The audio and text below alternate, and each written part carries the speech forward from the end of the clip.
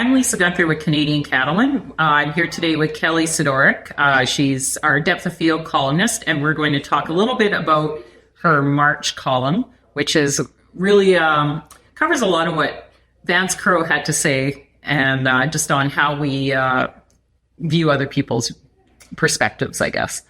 Yeah, so we were very fortunate in Lloydminster. Vance Crowe came, and he was keynote as well as a session speaker at our AgriVisions conference back a month or so ago. And he really was basically touching on the whole idea of the urban-rural divide and went through a number of examples and even how agriculture evolved to bring us to the point that we're really living such complete different experiences, the urban to the rural. You know, a couple of examples he used was even in the way we experience light and day length. Another one was temperature, you know. I mean, it could very well be, depending on what your circumstances in an urban setting, that you might not hardly be going outside at all, whereas some of us in, you know, particularly in livestock operations, we're going outside in the extreme weather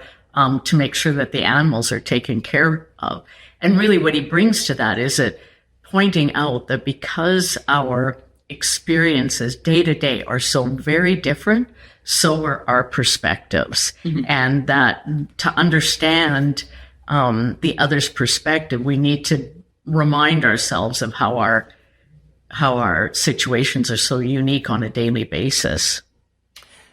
Yeah, and what are some ways, I guess, we can maybe try to make sure we are getting a little bit of a wider perspective? Well, you know, he really talked about that as trying to not get, and we tend to, he said that as humans, we don't really like to disagree, so we find our own tribe, and we encourage that, right? You know, we encourage people to go spots and find those folks that they're really comfortable with, and yet that does tend us to be a little bit insular, and we're not always seeing those other perspectives. So he also talked about the concept that, you know, you're highly influenced by the 5 people that you're around the most. And even then you start and stop and think about who is on your list, who are the 5 people. And chances are you think fairly much alike on many of it, but he said a really good personal growth learning area is to really be mindful of of the 5 that you most disagree with, if you will, because there's a big learning opportunity. And he used the term, you can widen the funnel for how you are learning and to change your perspective a bit. You know, I mean, we see it on a societal level everywhere about how things have become so divisive, and even in our own industry, as we talked a little bit before, you know, people are becoming siloed, and we're a small percentage of the population. I used to say 2%. That's probably an old stat. But, you know, when we find ourselves all in agriculture, you know, being in opposition, really, you know, it's okay to have differing thoughts. That's very good and healthy. But we need to be able to figure out how to have some dialogue around that so we can come up with solutions that are collaborative in nature. Mm-hmm.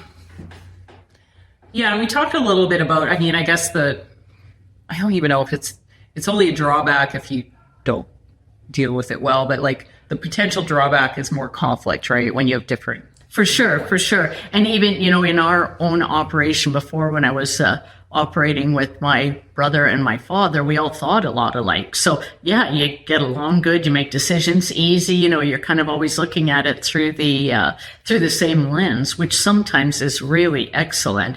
But then if you're really trying to switch things up or having another way of approaching a situation, it's good to have that other opposing, I would say, viewpoint, but then likely there's going to be some conflict around that. And, you know, you'll see lots of information about, you know, but using conflict in a healthy way so that then you can really come up with some different solutions that you wouldn't have otherwise, you know, and approaching it in that way, not as always being negative. I think there's a lot of negative connotations around it.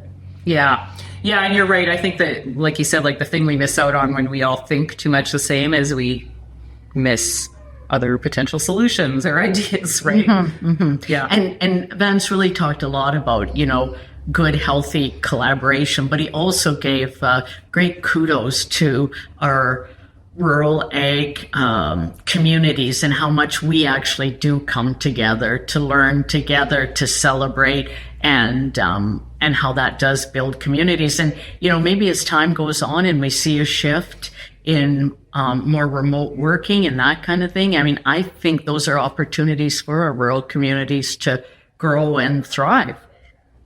Anything else you want to add, Kelly? Or No, I really liked how Vance approached things, and I think there was some good lessons for us all to learn with that. great. Well, thank you very much. Thanks again, Lisa.